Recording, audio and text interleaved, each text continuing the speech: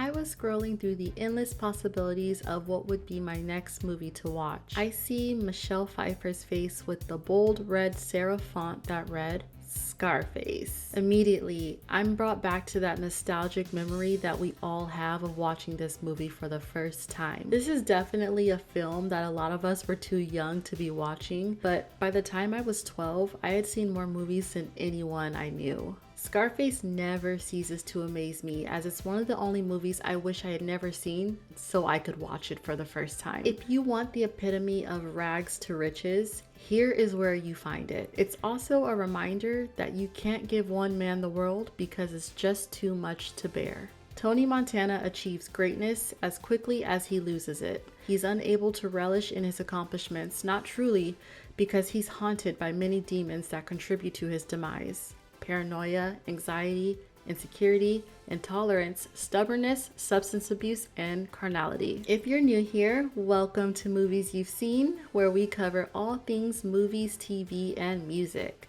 Today I'd like to address the nuances, the red herrings, hidden meanings, heck, the Chekhov's gun, if you will, and all other elements that make up this classic we all know and love today. But before we get into the makings of Scarface, say hello to my little friend, the subscription button. Not convinced yet? Okay, well, let me feed you some content and maybe I can change your mind. Who was Tony's father? The movie described him as being the one who taught Tony the English language. When Tony was interrogated by the immigration officers, he revealed that his father was a Yankee, meaning he was an American. With further research, I found that Tony's father was a former naval officer, and by my guess, he met Tony's mother, who's played by Miriam Colon, during World War II, circa 1939. Research shows that Tony was born in about 1940, making him a product of the silent generation, born and raised during a period of war and economic depression. Tony's memory of his father was vague, but he recalled the times that his dad would take him to see films with Humphrey Bogart and James Cagney. It gave him the motivation to make it to the States to finally achieve his idea of the American dream. We saw that Tony's mother and younger sister Gina was already in the States when he arrived about 40 years later from his birth. Gina was about 19 or 20 years old in the movie, meaning she was most likely born right before the US embargoed Cuba in 1962, and that means Tony was about 22 when she was born. When he, Mama, and Gina were reunited, Tony recalled last seeing Gina when she was... You look like a little boy. That means she was about 10 or so when they last had contact. So that tells me Mama and Gina left Cuba, leaving Tony behind, and made a new life in America as soon as they were able. I imagine Tony was in the military during this time, and that was where he met his partner in crime, Manolo, aka Manny. Now, Gina made mention of the fact that their father abandoned the family, leaving Mama in a depressive state. It's unclear when he left, but we do know that he had stayed long enough to make a noticeable difference when his presence was no longer there. This begs the question on why he left. Was he unhappy with Mama and met someone else to start a life with? Was he actually a white man who could no longer burden himself with the secret of a Cuban girlfriend and kids on the side? I know that's super messy, but last time I checked, Montana is not a Cuban last name. Whatever the reason, I bet you he didn't know that his son was a drug mule with a multi-million-dollar operation. Death wish.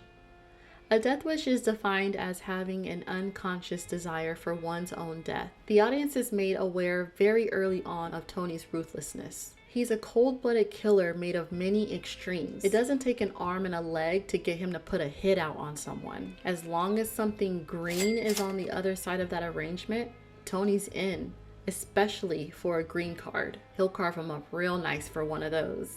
The beginning of the film is definitely not the only time we witness Tony swinging the scythe. We also see him on the receiving side. His relationship with death seems to be met with a warm welcome. A clear indicator of this was when his friend Angel was killed in the bathroom when the business deal went wrong. The Colombians were minutes away from issuing Tony the same treatment, but he didn't even fight for his life. One can say that he was just intently waiting for Manny to bust in and save the day, but I say he was making his peace. For someone like Tony Montana, life isn't always peachy. You have to take a lot of the things that you want because poverty is lurking on every corner and no one is just gonna give it to you. Couple that with the fact that your mom isn't too fond of you and your dad left you and your kid's sister, you'd probably feel a little unloved. These are dangerous combinations for someone like Tony Montana. So for him, he probably anticipated death to be the best sleep he'd ever get. Manny. Okay, so this is a 3-part theory because there is so much to be said about Manolo. First off, I think the guy just wanted to get money and get laid. We can all agree with that, right?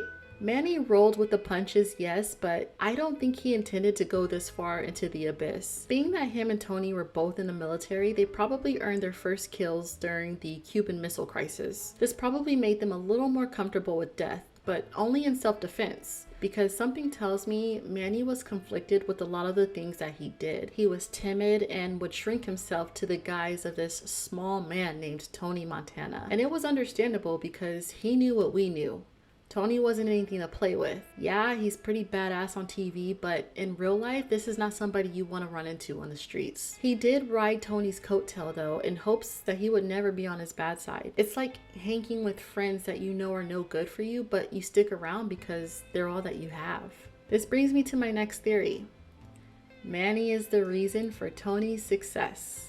See, Manny and Tony were compliant with this symbiotic relationship because they both needed one another to get what the other had. Manny needed Tony for his social skills. Tony had charisma, he had a villainous charm, but most importantly, he was the negotiating mastermind that drove the vessel. Manny, however, was the one with all the connections. His connection with Frank got him that Emilio Rebenga hit job, which kickstarted their good reputation and eventual empire. Manny's connection also got them the Colombian job. Then that job put them into the actual room with the boss, and the rest was history. Without Manny's relationships, Tony would have probably reached his potential, but it would have taken a lot longer. But with that said, Manny's also the reason for Tony's demise. Yeah, you can call Tony reactive, hot-headed, self-serving. All of that's true, but one thing he wasn't was stupid. Tony was very calculated. From setting Frank up to believe that he was talking to the Diaz brothers to convincing Elvira to marry him. He didn't miss too many steps unless he was inebriated. That's another reason for his demise, but we'll get to that a little bit later. Manny got Angel killed. Angel was the only one that Tony actually called his friend in the movie. He even called Angel his brother-in-law when they arrived to do the drug with the Colombians. We get a very brief encounter with Angel, seeing him play basketball with Tony, receiving his green card to America, and then lastly, in the motel before he was killed. For a moment, it looked like he was going to be an important part of Tony's life, and most surely he would have if Manny wasn't flirting with women on the job. Let's not forget, Tony picked Angel to come up with him to do the deal. He made Manny, the one who got him the connection, the lookout guy. The lookout guy. Shows how much he trusted him, right? And Manny could barely deliver on that. He literally had one job. If you guys are interested, I highly advise you to check out this fan theory about Tony and Manny's true relationship. It's such a good theory that makes so much sense, and I can't believe I didn't even notice it, and it definitely helped me out for this little 3-part theory that I had, so definitely give it a look.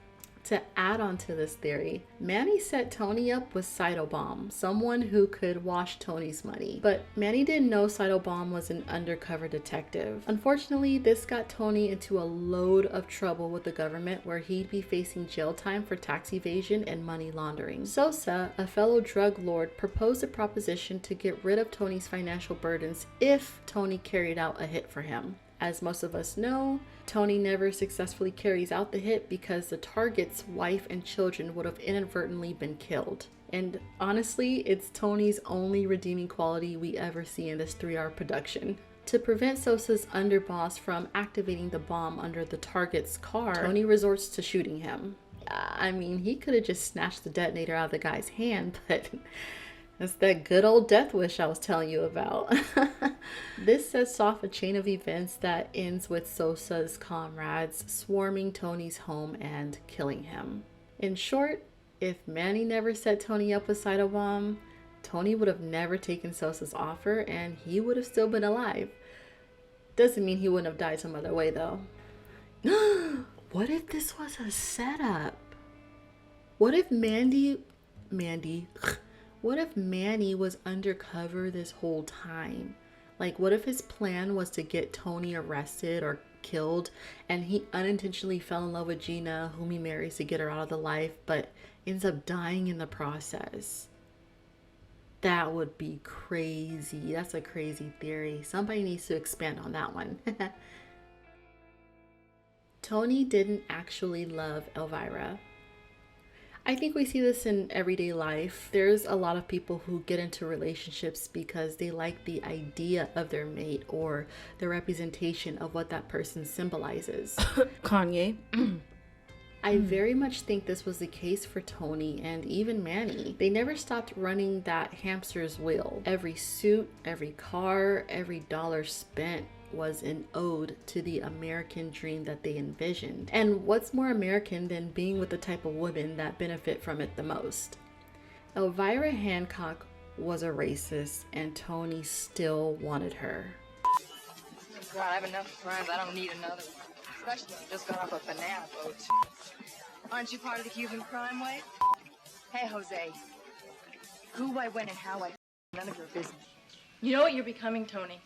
You're an immigrant spit. The reason being, he always saw Elvira looking her best in luxurious gowns, sniffing something not Pepsi, moving her body to the beat, and they would even engage in light conversation on occasion. But after they wed, when he unveiled her true form, Tony realized she was just as flawed as him and being tortured by some of the same demons. He wanted her to be his polar opposite and to uphold this imagined standard that he had for his future wife. Instead, Elvira's drug abuse killed any hopes of progeny and deemed her useless in Tony's eyes. Not that they were even fit to be parents, but you know how that goes. I think if he saw Elvira as a person instead of a possession, his mind wouldn't have been warped around this idea of her. You'd think Tony would have started to catch on and realized that everything he thought about having success, power, and respect was wrong and essentially not real. What happened to Elvira? Now, there are so many possible outcomes when it comes to the fate of Elvira Hancock. Because she was the widow of Frank Lopez, it is possible that she inherited what was left of his fortune or whatever was defined in his will. But regardless of this fact, it is assumed that Tony absorbed all of Frank's assets and used it as a building block in his empire. With his inevitable death, making Elvira a two-time widow, she would have gotten everything that Tony accumulated before and after Frank. This includes loose cash, investments, and any businesses that were used to clean the dirty money. Oh, and we can't forget, Elvira became the new owner of the Little Lopez's. My little 18, the Little Lopezers, they won the division tonight. Yeah. If this was true, then she would no longer have to mooch off of crooked men and she could provide herself with an elevated lifestyle. Hopefully with this, she would have gotten clean and found a new hobby that didn't involve white substances that were not called Pepsi. That's one hopeful outcome, but it's possible that it wasn't this easy. Being a realist, I imagine the probable conclusion was that the FBI confiscated anything and everything attached to Tony's name. They probably came after Elvira for questioning, and I'm sure she went ghost, changed her name to Ginger, moved to Las Vegas, married another mob guy, and died of...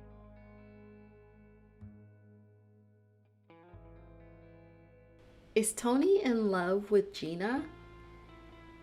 There is a long speculated theory that has been floating around the internet for years. Fans and commentators alike have found themselves split between the opinion that Tony is actually in love with his kid sister. This idea comes from the way in which he acts when it comes to Gina exploring her adulthood, specifically her womanhood. When we're first introduced to Gina, she's a barely legal young adult with a small town spirit and big city dreams. Her goal is to work hard and put herself through school in hopes of becoming a salon owner and replacing her mother's income. Gina is realistic and what many would call today responsible. Tony was the one who came and shat on that parade. He proclaimed that his sister and his mother would no longer have to work for money and that he would be their sole provider. Mama was onto his gains and refused to accept even a penny from him. Gina, however, was more accepting, mainly because she just missed her brother's presence. Therefore, anything he had to offer, she wouldn't turn it down. Over the course of the movie, we get glimpses of Gina in action in small yet pivotal doses. Tony, with his dirty money, makes a little monster out of Gina. Well, I won't even say that, but the girl got loose, and her idea of a man treating her well was going to a bathroom stall for a little hanky-panky and recreational activities. What happens next is the crux of this debate. Tony snatches the guy from the toilet stall and throws him to Manny to get rid of. And then he saves the worst for Gina as if she's solely responsible for being in this position. Now, to give Tony the benefit of the doubt, he knows what men like him think about women. It's down like a great big just waiting to get We've already established that he sees them as objects, and most likely he thought he was free to treat them any kind of way unless that woman set the boundaries. In this case, Tony probably expected Gina to uphold the values, draw those lines in the sand, and keep things PG. She didn't do that, and this made him upset. Now, if you're on the opposing side, you could easily suspect this behavior to represent jealousy. The way he handled Gina was that of a girlfriend whom he was in a heated argument with. He put his hands on her, grabbed her face and everything. Don't get me wrong though, I'm not saying it's functional to treat your girlfriend that way, but there are certain gestures the body makes when it outwardly reflects an inner conflict. And that response will usually differ depending on the type of relationship you have with someone. Now, Tony hasn't been around Gina for a really long time, so I don't understand why he would act so extremely. Unfortunately, this wouldn't be the first time we see him lash out. When they say, "What's the worst that can happen?"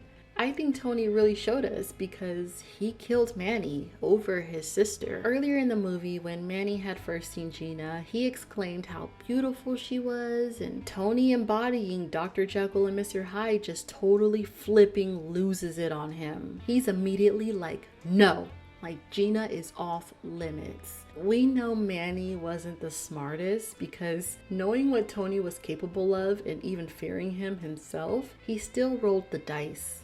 No, he more like played Russian roulette with his own life and lost the game. That poor fellow. From one standpoint, you could say that Tony was so enraged seeing his sister pulling her robe over her naked body right behind Manny, who obviously just received horizontal refreshment from Gina. So he shot him. Seeing Manny through the eyes of Tony, he was just a player, a womanizer, the flicker of the tongue, and not serious about anything, like at all. Gina being the purest thing in his life and maybe a virgin, so he thought. It gravely upset him, and this was probably all there was to it. From the opposite standpoint, Tony very much could have been possessively green with envy. This is kind of nasty, and I'm uncomfortable expanding on this topic anymore, but I will end it on the fact that Gina caught on to Tony's disturbing reactions anytime she was involved with another man. Her realizing this after Tony killed her new husband. Oh yeah, I forgot to tell you, her and Manny went and got married. And they were planning to surprise Tony with that news. Like, this guy kills communists for fun. Let that sink in. What makes you think he likes surprises? Like, this is the personification of a person who says, I hate surprises.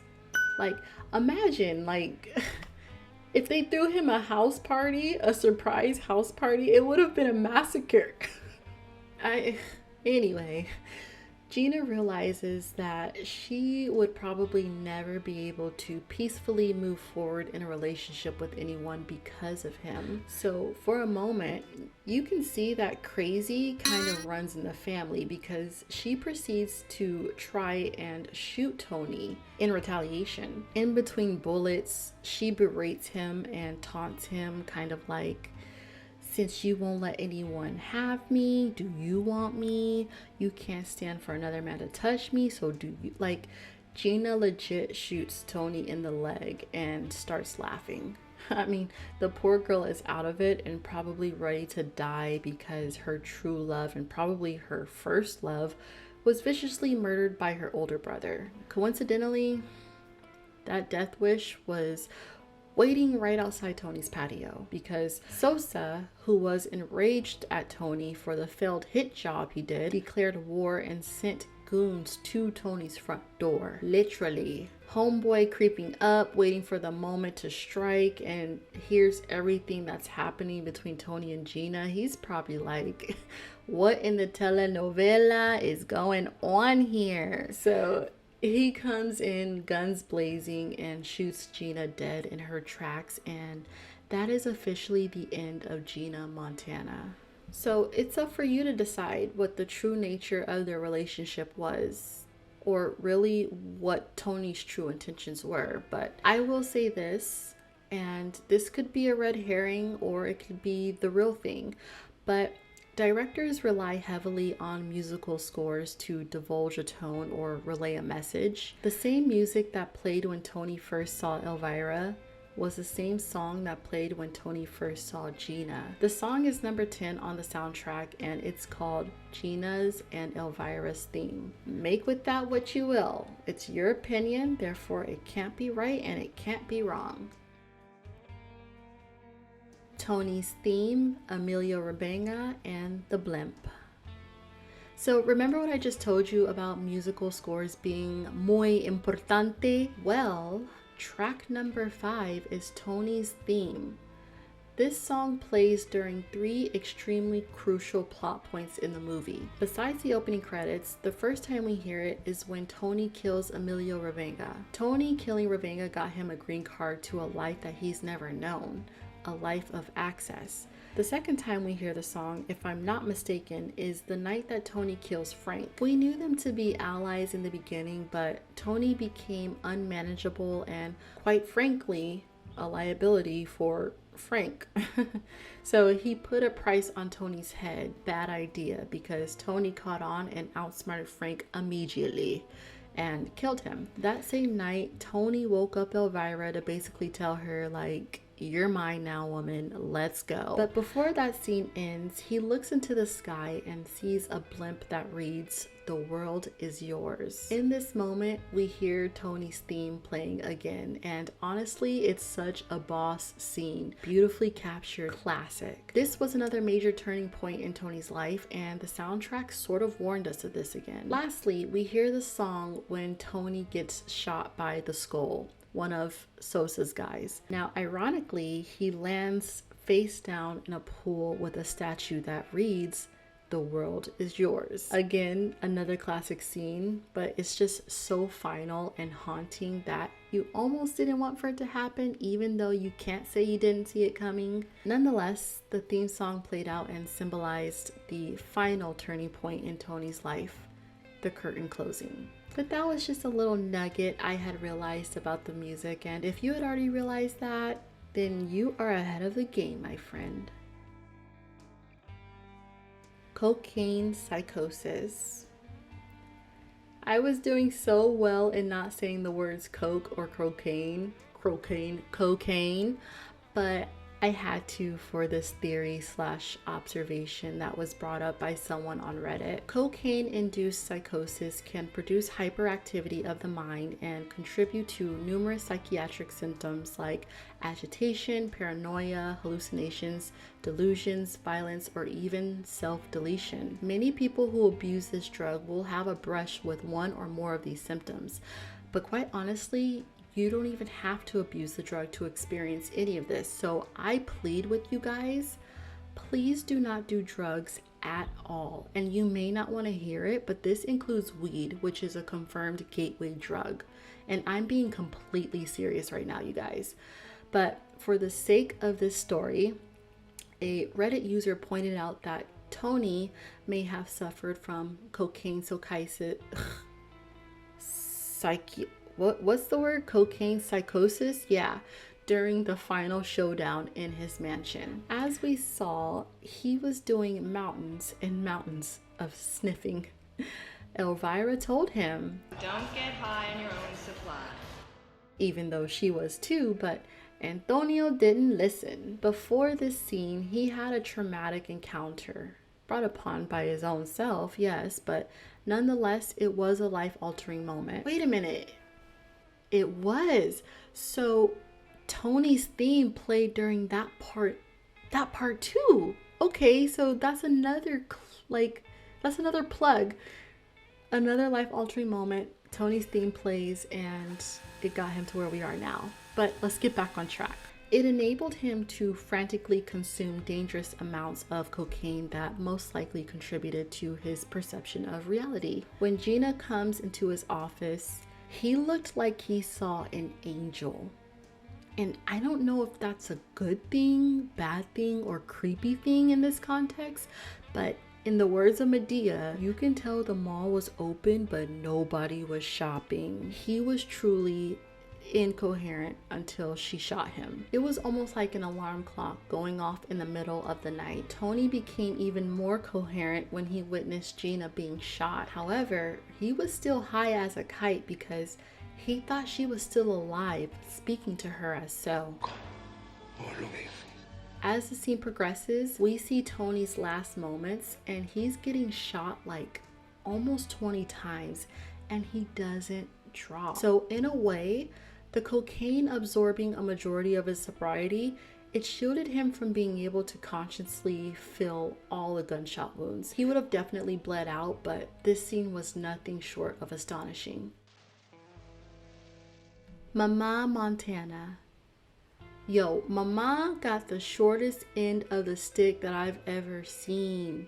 You know how you should be like careful of your biggest fear because if you obsess about it and try your damnedest to prevent it, it might happen. That's truly and sadly what came of Mama. In the game, I believe she was killed off by the Diaz brothers, but in the movie, the last time we see her is when she's pleading with Tony to help her find Gina. She said that Gina had left the house in anger, not saying where she was going, and she was displaying the same rebellious behavior as Tony. She was left crying in the doorway, and that's all we knew of Mama. And when you think about it, Gina storming out, Tony storming out, it was the last time that either of them would see their mom and that she would see them.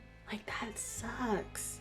My guess is that she worked in the factory until she died, but I'm sure she died a lot sooner than she would have, being that she lost both of her children, and so brutally at that. Even though she despised Tony's ways, I know she still loved him. That was still her baby boy, her firstborn, and we don't even have to mention how big a loss Gina was to her.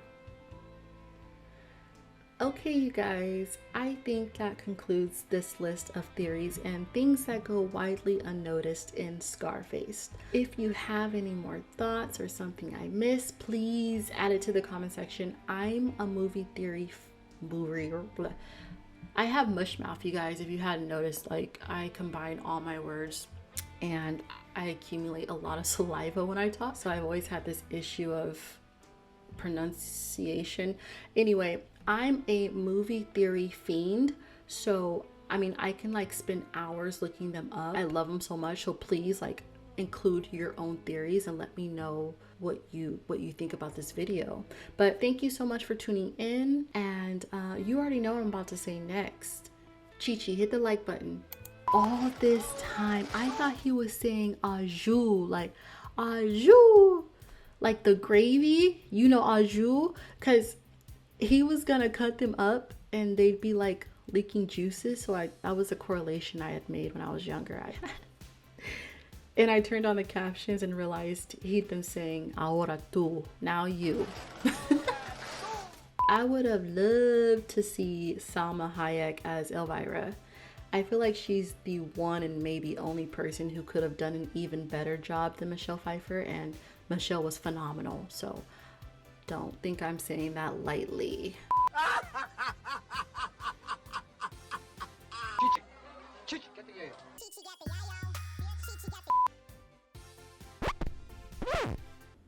Please don't. No, thank you. Please don't. Not him. I just realized if Sosa's guys weren't there, Gina would have killed Tony.